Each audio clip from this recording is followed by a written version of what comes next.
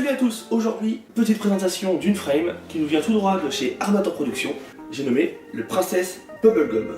C'est un Pure X, c'est un format de QAV 210, QAV R. Voilà, c'est un format en long, donc c'est pas une tourelle.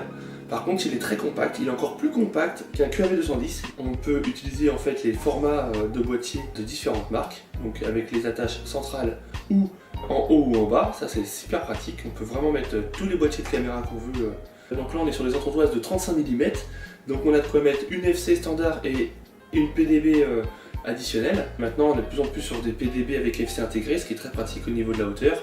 On a de quoi loger VTX, RX, vraiment ce qu'on veut. On peut mettre les lipos sur le dessus ou en dessous. Pour le montage, j'ai pas mis la petite plaque de renfort bien fixer les bras. Si on veut vraiment bien les caler, il faudra mettre donc cette petite plaque additionnelle ici, voilà, sous la FC. Comme ça vient bien tout maintenir.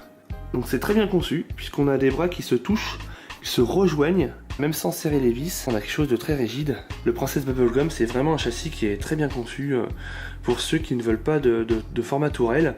En plus, le prix est très abordable. On est à une cinquantaine d'euros livré pour du carbone armatant en 3K, avec des bras en 4 mm et un top plate en 2 mm.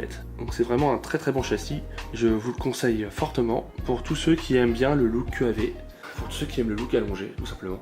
Alors au niveau du poids, on est à 102 grammes, donc c'est un petit peu plus qu'un QAV X. Par contre, ça reste raisonnable pour un châssis dans ce format-là, en long, en Pure X et avec des bras amovibles. Il faut penser que le fait d'avoir les bras amovibles, ça rajoute forcément de la visserie et parfois une ou deux plates supplémentaires pour bien caler l'ensemble. Donc ce châssis existe en différentes déclinaisons au niveau de la top plate. Il y a plusieurs options, donc je vous laisserai aller voir sur le site d'Armator Productions ou contacter directement le concepteur sur sa page Facebook. C'est un châssis qui est suivi, qui est très bien conçu, qui n'est pas cher pour la qualité, qui vous permettra de faire des économies le jour où vous casserez un bras, car ça peut arriver. C'est vraiment le coup de cœur pour le châssis format QAV 210 avec les bras amovibles en X. C'est un châssis que je ne vais pas monter puisque j'ai d'autres projets. Voilà, c'est tout pour aujourd'hui, puis à très bientôt pour des essais vidéo en FPV Racing.